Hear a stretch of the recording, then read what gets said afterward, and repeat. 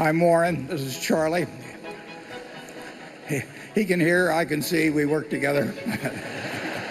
I constantly quote Warren, and everybody always loves it. I said, if you take the high road, it's uncrowded.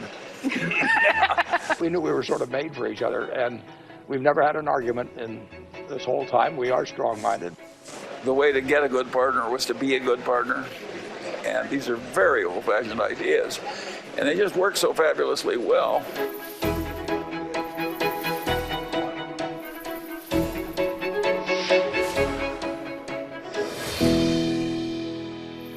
Warren Buffett and Charlie Munger, friends for more than 6 decades, business partners for more than 5, together sitting atop one of the country's biggest companies, Berkshire Hathaway.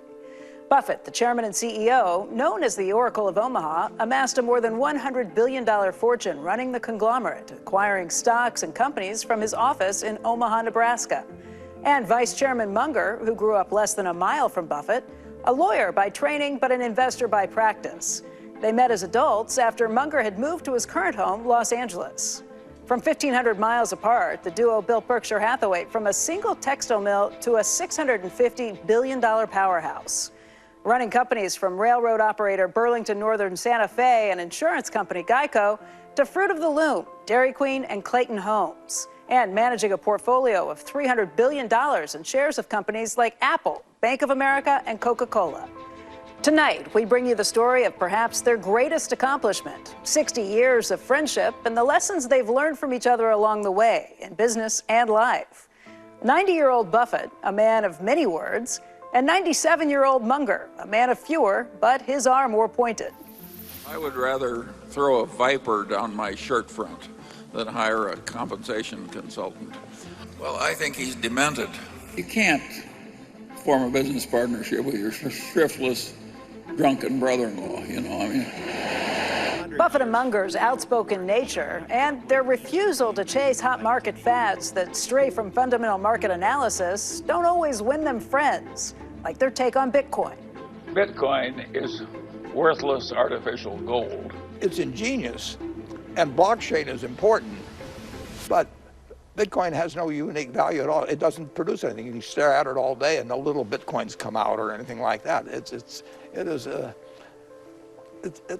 a delusion, basically. I think I should say modestly that I think the whole damn development is disgusting and contrary to the interests of civilization. And while the pair delivered market-beating performances with the Berkshire portfolio for 4.5 decades, they have lagged the S&P 500 for the last 5 and 10 years, leading some to question whether they've lost their touch. They're not concerned. I'm quite comfortable holding Berkshire. I think our businesses are better than the average in the market. We asked Munger and Buffett their thoughts on some of the latest headlines in the business world, those that could have a lasting impact on how markets operate, beginning with Credit Suisse's $5.5 billion loss stemming from its business with Archegos Capital Management. Think of how massively stupid that was. And of course, it was the lure of the really easy money that the idiot was paying you, being the prime broker for a jerk. But he was a convicted insider trader that came out of the craziest part of the hedge fund industry. And they were getting unusual profits by extending unusual credit. I mean, it was just, the world was shouting at them, crook, fool, and they didn't listen. They thought this is where the easy money is, crooks and fools. There's one rule we don't like either. We learned a long time ago, is that you can't make a good deal with a bad person. Just forget it. Now, if you think you can draw up a contract that is going to work against a bad person, they're going to win. For one thing, they probably enjoy litigation, but Berkshire Hathaway as an entity, or me personally, or anything, we don't want to spend our life, doing that sort of thing. And besides, the bad guys win. They know more games. They may lose eventually, but it's no way to spend your life. Charlie, it wasn't just Credit Suisse that got pulled in by that. There were a lot of firms that were doing business with Archegos, and... Yes, they were all foolish, but Credit Suisse has managed to be the biggest fool of all. Well, Becky, if you... A lot of competition for that order. In 1934, after the Great Crash, well, 1932 and 3, they held these hearings, and they decided that unusual amounts of leverage were one cause of the problem in the 1929, and that it could pose dangers even to the economy. So they gave the Federal Reserve Board the right to establish how much people could borrow against stocks, margin requirements. Which was a very good idea. It was a terrific idea. And they totally sound. The Federal Reserve, between 1934 and 1973, used that power, I think, 23 or 24 times. They even raised margins to 100%. But they were the regulators of determining whether excess leverage might have systemic problems associated with it. And then, the rule in 1973 or 4 was 50%. The rule today is 50%. It has, in the last 40 plus years, first 40 some years, it had 23 changes. They went to 100%. They went down to 20. All kinds. Then it was a signal to the economy and all kinds of things. And essentially, Wall Street figured out how to get around that. They lobbied through changes in the law Yeah. so they could have unlimited leverage and keep the transactions off the books and subject to murky accounting. The banks would say, we made it through this, we absorbed all the problems ourselves, and many of us, won't even take a substantial hit on the balance sheet for it. What would There's an old story about all these banks that think they've done so well. These two guys are fighting with razors, and one takes a big swipe, and the other guy says, "You missed me," and the guy says, "Wait until you shake your head." So what would you tell regulators today? What would you do? Well, the regulators aren't, but they need to change laws now. But of course, if you're running a gambling parlor, you want the big players to gamble more furiously. And that's what the securities business allowed people to do. It was a big mistake. It created a lot of misery. We don't want to suck people into gambling for way more than they can afford. And you get into clearance. There were clearance risks in the thing. The whole market was in chaos. The people who were making money out of this unreasonable extension of credit argue for it, and nobody's speaking against it. Now, last time around, we got the correct regulation that came and stayed for a long time on margin debt, only because we had the worst depression in the history of the English-speaking world. That's what it took to get a little sense into the politicians. This time around, it's just the total return swap. So what fixes it, though? I mean, there have been suggestions that there needs to be more transparency. There needs to be really a crackdown on allowing people to lever up like this. What's the answer? The correct answer was never to have allowed most of this stuff to start. But you allow the wrong kind of stuff to start, and it runs on you. It is tough to be, very, very, very tough to be a regulator. To really go after the big stuff, you're attacking the profit center of institution after institution after institution. The prime brokerage thing, by its nature, means you're specializing in lending to the big swingers. And of course it's dangerous. And the rules they violated, the same guy was getting 4 or 5 brokers at once, and of course he was buying stocks to keep them up to prevent margin calls. And once you start doing that, you're headed for an ugly ending, and of course it happened. But do you think that it would take a systemic breakdown before changes would actually get implemented again, like you referenced with the Great Depression? The last time it took the worst depression in the English-speaking world in all history. That's what it took to get the last correction. I certainly don't want that. Now, A wise regulator stops this stuff before it starts. it's very hard to stop. What interests me in this is that the communist Chinese behave the way I am talking in favor of.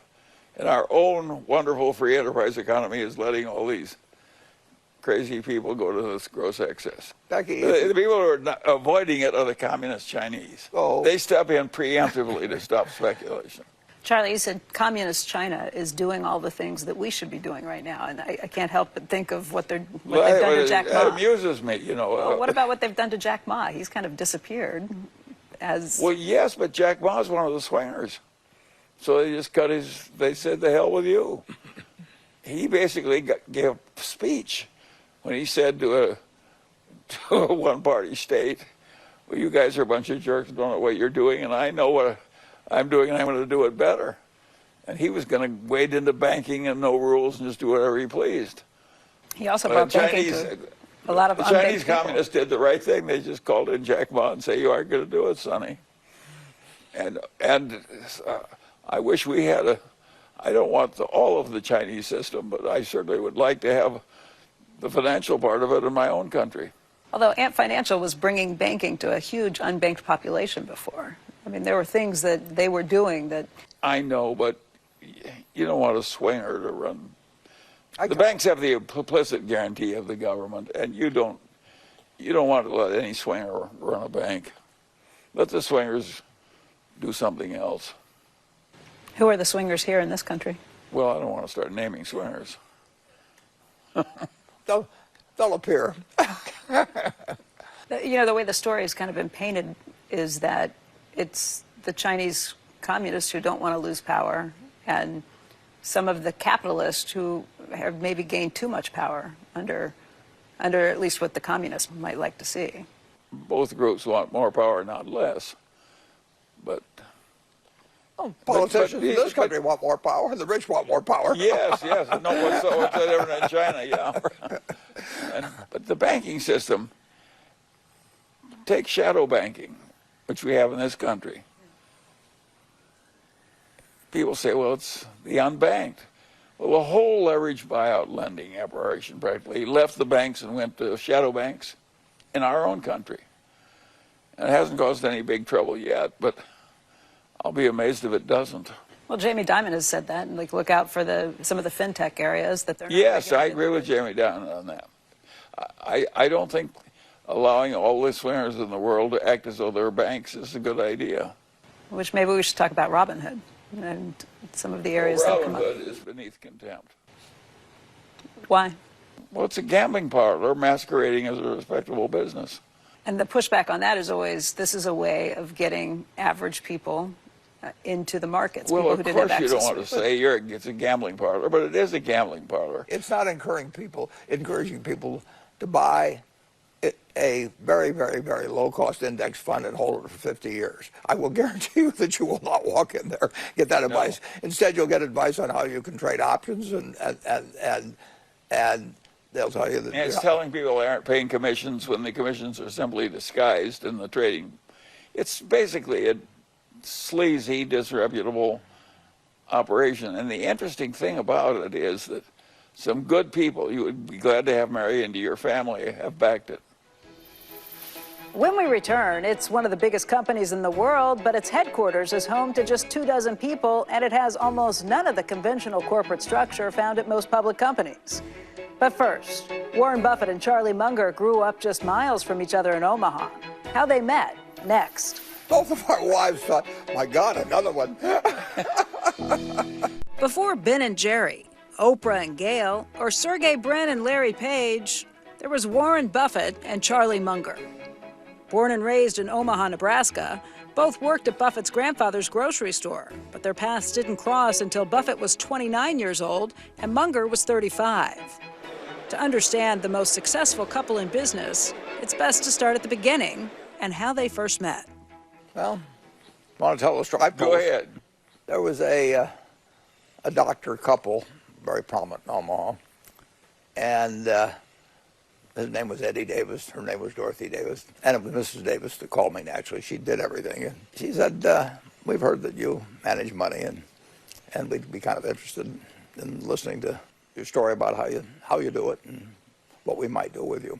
So I went over, and I talked to him, and I was all full of myself, and I couldn't talk fast enough about stocks in those days.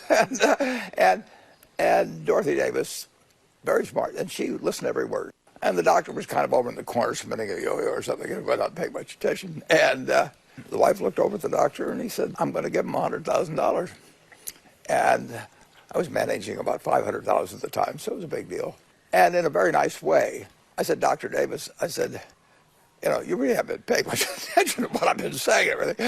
I kind of like to know why you're giving me this $100. It was much more modest than that, the way I edged into it. And Dr. Davis looked at me and he said, well, he says you remind me of Charlie Munger. And I said, well, I don't know who Charlie Munger is, but I like him. And he gave me $100,000. And then they told me about Charlie and what as a young kid, how he would be over there asking him questions on medicine and giving him lectures on all. I mean, they clearly loved him. And it sort of became their mission that sometime they wanted to get me and Charlie together. So Charlie, in 1959, his dad died, and he came back to Omaha. His mother lived there, and the Davises really got us together. And so they arranged a dinner. About 5 minutes into it, Charlie was sort of rolling on the floor laughing at his own jokes, which is exactly the same thing I did. So I'm not going to find anything out like this. And we just hit it off. Charlie, what did they first tell you about Warren? How did they describe him to you? Well, the Davises were like a second set of parents to me. There were 2 sets of 3 children. My father's best friend was Eddie Davis. My mother's best friend was Mrs. Davis. I lived in that house back and forth as though it were an alternate house of the Mungers. And Mrs. Davis gave me the honor of switching my legs when I misbehaved, just as if I were one of her own. You probably gave her plenty of cause, too. Anything the Davises asked me to do, I was going to do. What did you think of Warren when you first met him? We got along fine. Oh, well. Both of our wives thought, my God, another one. What I like about Warren is the irreverence. We don't have automatic reverence for the pompous heads of all civilization. Is that something that came with age, or you We guys were were always born that with way. that? We were kind of always the way. We were a little more extreme. I've learned to behave a little bit better. Charlie really hasn't learned to be much better. But, you know, I just knew instantly Charlie was the kind of guy that I was going to like and I was going to learn from. But, you know, it wasn't anything calculated decision or anything like that. It was natural. And we have had nothing but fun. Fun both as friends and business partners. A few years after meeting Munger, Buffett, who had grown his investment partnership into more than $250,000, found Berkshire Hathaway. He started buying stock in the textile mill in 1962 and took ownership of it in 1965. Around the same time, Munger had given up his career as a lawyer and had been running his own investment firm. That is, until Buffett convinced him to shutter it and join him at Berkshire. So how did the business relationship start? Well, Warren had scorn for my way of making a living, and he was correct in that. It took me a long time to wise up that he had had a better way of making a living than I did. But he finally convinced me that I was wasting my time. As a lawyer? Yeah. I thought it was okay as a hobby, but not the real way to spend his time. He more or less decided to duplicate in Los Angeles what I was doing in Omaha, which was great. We just connected, and we talked a long time on the phone when it was expensive to talk on the phone. I didn't sit there with an hourglass, but with Charlie, I mean, my family could tell when Charlie was calling. We'd go on for a long, long time. And we had fun in the early days because it was like hunting expeditions. And we had a lot of fun. One of the world's biggest companies started as a textile mill, building an empire from gowns and gloves to stamps. We bought Berkshire stock and we bought blue chip stock and eventually put it all together. It looked like a plate of spaghetti at one time, which was not good. Over the 66 years Warren Buffett has run Berkshire Hathaway, he's made hundreds of deals. But believe it or not, he says acquiring Berkshire Hathaway itself was his worst trade ever. The truth is, I had now committed a major amount of money to a terrible business. And Berkshire Hathaway became the base for everything pretty much that I've done since. So in 1967, when a good insurance company came along, I bought it for Berkshire Hathaway. I really should have bought it for a new entity, because Berkshire Hathaway was carrying this anchor of all these textile assets. So initially it was all textile assets that weren't any good, and then gradually we built more things onto it. But always we were carrying this anchor, and for 20 years I fought the textile business before I gave up. And if instead of putting that money into the textile business originally, we just started out with the insurance company, Berkshire would be worth twice as much as it is now. From that first deal, Buffett, soon joined by Charlie Munger, continued to buy stock in undervalued companies. The two say they often learned more from their mistakes, as was the case from one of Buffett and Munger's first deals together, blue chip stamps. Well, we bought into blue chip stamps together with the third. We had a third friend there, Rick Guerin, and pretty soon the three of us together had most of the stock. And one thing led to another. Blue chip stamp is now part of Berkshire. And of course, the trading stamp business has disappeared. All the early businesses that we owned together have disappeared. They didn't disappear, they failed. They failed, yeah. Yeah, right. but we took so much out of them before they failed that it still worked out fine for us. We evolved them. I mean, but literally, the three base businesses all ended up disappearing. They went out of business. They no longer fit into society in a sense. And actually, the very first deal that we joined in on was something called diversified retailing, which was in Baltimore. We bought a department store there. And we had Sandy Gottesman had 10%, Charlie had 10%, and in his partnership, he had 10%. And I had 80% in our partnership, the three of us. And we always treated it as, we may have had 80, but we were equal partners. We put $6 million into that. We called it diversified retailing, but we only had one department store chain, but we had, and we had a lot of fun with that, but we also saw after we were in a little while, this department store. As the ink dried, we realized we'd made a big mistake. Didn't take very long. Yeah. Why? What happened? Well, you heard the old story. They let me out of this trap. I decided I don't like the cheese. We just wised up the fact that it was one tough business we'd bought into, and that the sellers had made the good decision. We'd made a bad one. We had some terrific people who were running it for us. They were actually related to Sandy's wife. Exceptionally honorable people. Really honorable people. And smart. If you're Yes. losing money in a business with a smart, decent person, we got a problem. I mean, that's the business. Use the smart, decent person to move them over some other place and move the capital some other place. And The company was not yet losing money, but we soon realized it was about to lose money. yeah. And so we sold the department store. It went out of business in 1983, but Hutzer's, which was the silk stocking department store, they went out of business in, 1985 or something. They're gone. And the people there, quite understandably, wanted to build more branch stores, but you don't want to put more money into a business that's destined for failure. Now, we put $6 million of capital in that, and it was a dumb decision and everything. But that's $6 million. What would it be worth now, Charlie? They got 4/10 of a share. A great many billions. Oh, it's tens of billions. Yeah. Now, if the department store had succeeded, we'd have a nice little business to send us a little check. But because it failed, we made 25. Well, we made more than 25 billion in that. It didn't look like it at the time, though. So when you realized it was a mistake, what did you do? How did you address it? We asked Sandy, who was the best salesman among us, to go sell it. and we sold it, and we put the money into Berkshire. We got about 95% of our money back. Yeah, and we'd borrowed $6 million in there, so now we bought Berkshire stock and we bought blue chip stamp stock, and we eventually put it all together. It looked like a plate of spaghetti at one time, which was not good. It was just complicated, and so we put them all together. And I've still got stock, and Charlie still got stock that came out of diversified retailing, as do a number of my partners from the old days. Best thing that happened to us was that this place failed. Obviously, was a failure. Why? What did you learn? Pardon me? Leave quickly. Yeah, and use the capital someplace else. One thing we've learned is if it's clear that something is a mistake, is to fix it quickly. It doesn't get better while you wait. When they built Berkshire, they created a new model.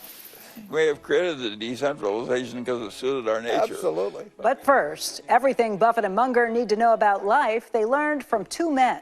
You want to have certain people in life that you don't want to disappoint.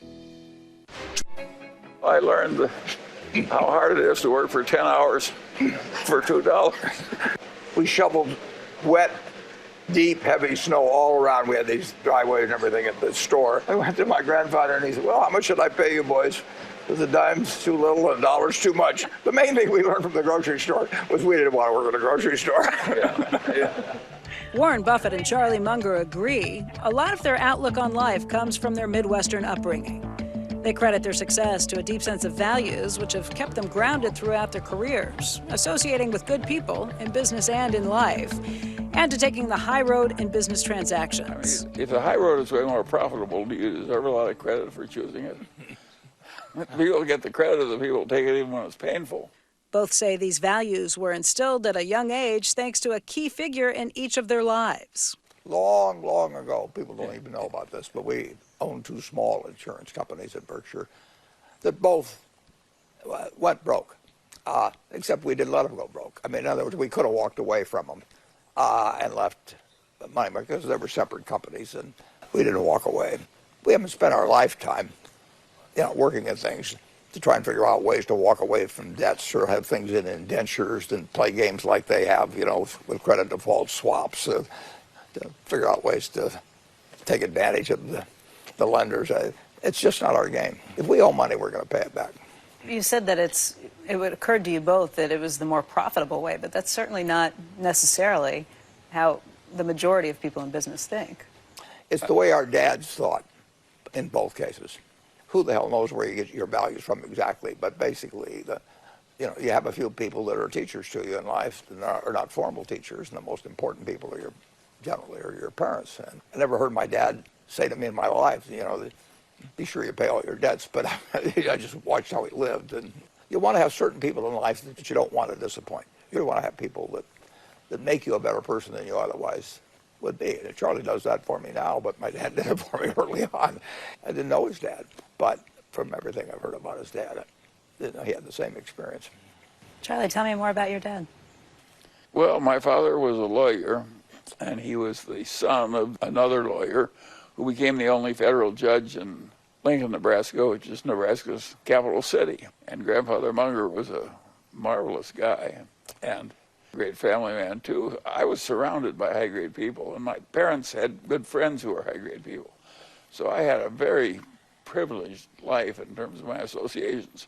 In fact, I had terrible trouble by coming out to Los Angeles and succeeding in life. I frequently thought I couldn't ever get a group of friends that were as good as my father had gotten in Little Omaha.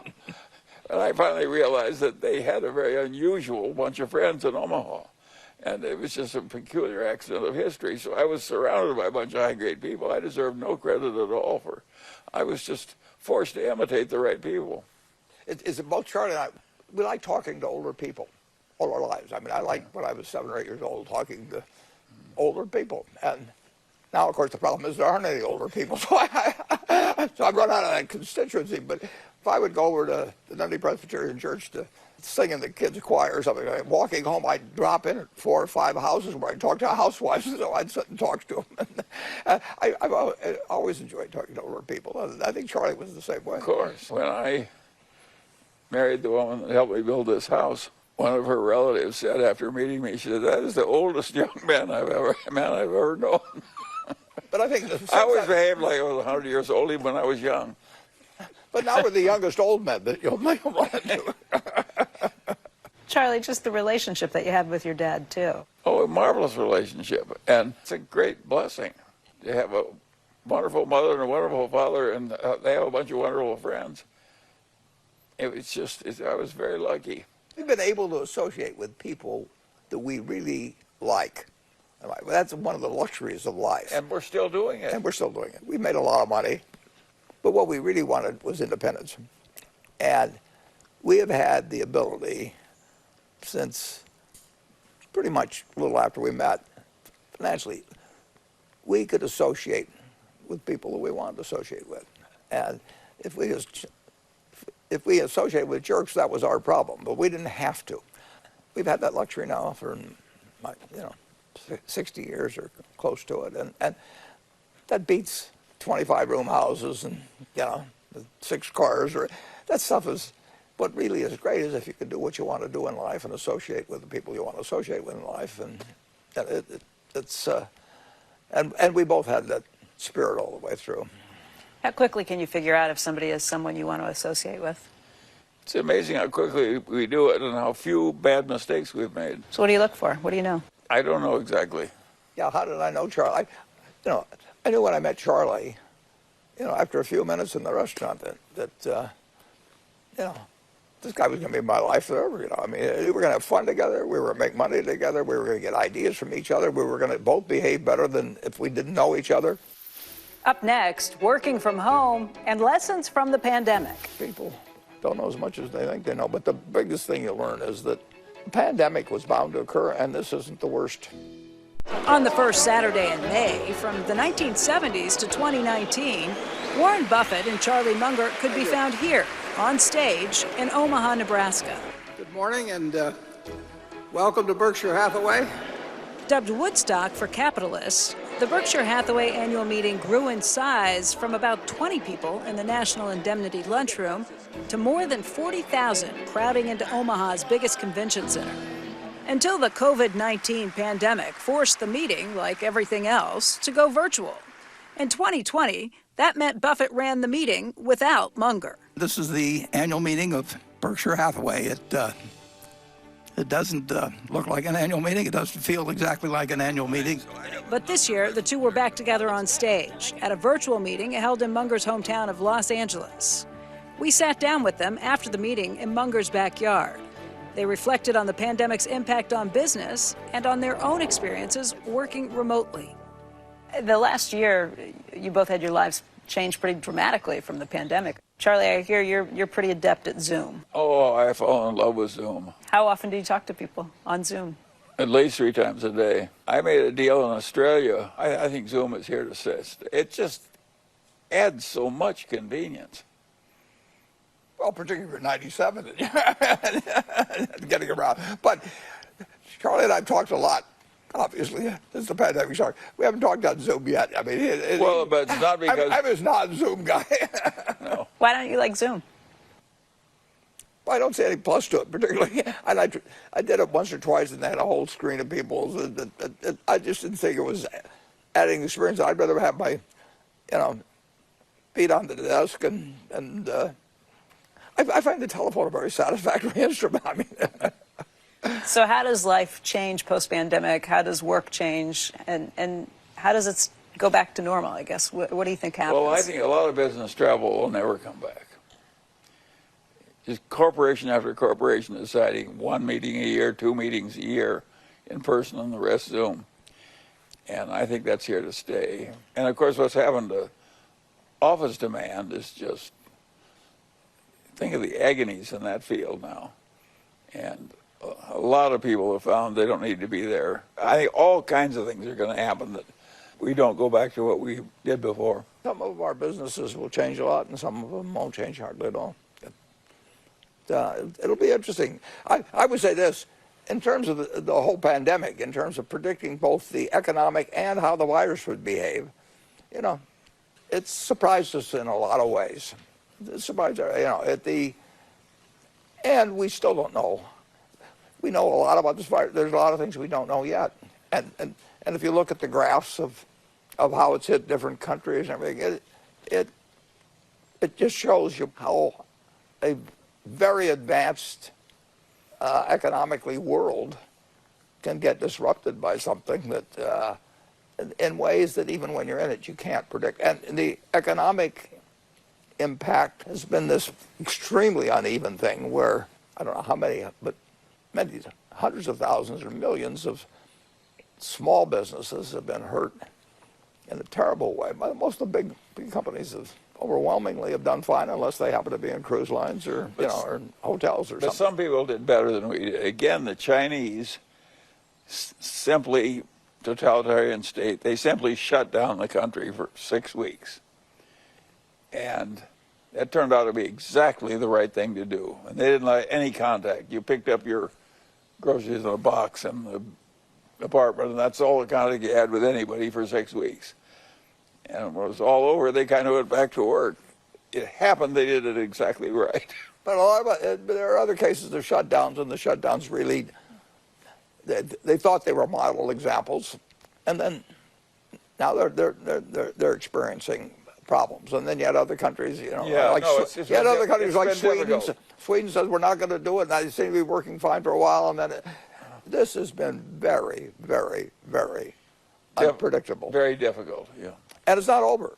I mean, in terms of the unpredictability, and in terms of the economic, it's been very unpredictable, but it's worked out better than people anticipated for most people and most businesses, and it's just, for no fault of their own, it's just decimated all kinds of people and their hopes, and those we want to, the government should be helping. For some businesses, it didn't create just a return to normal. It created fabulous success they didn't anticipate. The auto dealers are coining money that they wouldn't have had except for the pandemic. And all of the dealers, we have partners in each dealership, they very sincerely felt that they were going to have one hell of a problem in March and April. Some might have wanted to go in for the assistance from the government. We wouldn't let them because they're a rich parent. But they honestly believed it. We honestly believed it. We didn't know what was going to happen with NetJets in terms of the demand, and it's just been different than a lot of people thought. The banks were scared stiff in the middle of March. I mean, they saw everybody taking down their lines of credit. Why do people take down their lines of credit when they don't need it? Because they're afraid it won't be there next week. And if you get enough people believing something won't be there next week in banking, it won't be there next week, absent the Federal Reserve. One thing that maybe surprised you most, something you learned the last year? Well, I learned that people don't know as much as they think they know. But the biggest thing you learn is that the pandemic was bound to occur, and this isn't the worst one that's imaginable at all.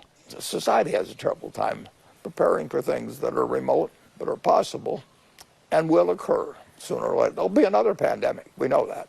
We know there's a nuclear, chemical, biological, and now cyber threat. And we know, each one of those has terrible possibilities, and we do some things about it, but it's just not something that society seems particularly capable and fully coming to grips with. The cyber threat, that we've just started, and look at the damage that's already been done. Charlie and I have been ungodly lucky in many ways, but the luckiest thing was actually being around at this time and place. And we also have these problems on how to 200 countries with over 7.5 billion people, and a lot of tensions between them and all sorts of things, and different systems of selected governments and all that. And how do we actually do this so that mankind 50 and 100 and 200 years from now should enjoy the incredibly better life that could be enjoyed, while not screwing it up? Warren Buffett and Charlie Munger have spent half a century buying companies and then leaving them alone. The do-nothing secret to their success. We have accidentally created a very interesting experiment in how well a really big place can be run on a very non-bureaucratic basis with extreme decentralization. It's one of the 10 biggest companies in the world by market capitalization. Its 360,000 employees work in offices around the globe. But Berkshire Hathaway's sprawling operations are headquartered here from 2 floors leased in a building in Omaha, managed by a staff of just 24 people. It's different because of the 2 men at the top, Warren Buffett and Charlie Munger. We have accidentally created a very interesting experiment in how well a really big place can be run on a very non-bureaucratic basis with extreme decentralization. We're like a test case for how extreme you can make it. And I would say so far that it's worked better. We get more advantages than disadvantages out of our hands-off management. That's true. You agree with that? That's true. We get very few people that want to copy us. No, nobody wants to copy us. And if people study us, they'd find it the way we're doing it, it works way better. Yeah, it has certain disadvantages. Yes. When you trust people, occasionally trust is misused. But net, it's worked. It's a useful experiment that we've done, and I confidently predict that someday somebody will find out that some of this dumb bureaucracy could be eliminated. We'll be better off.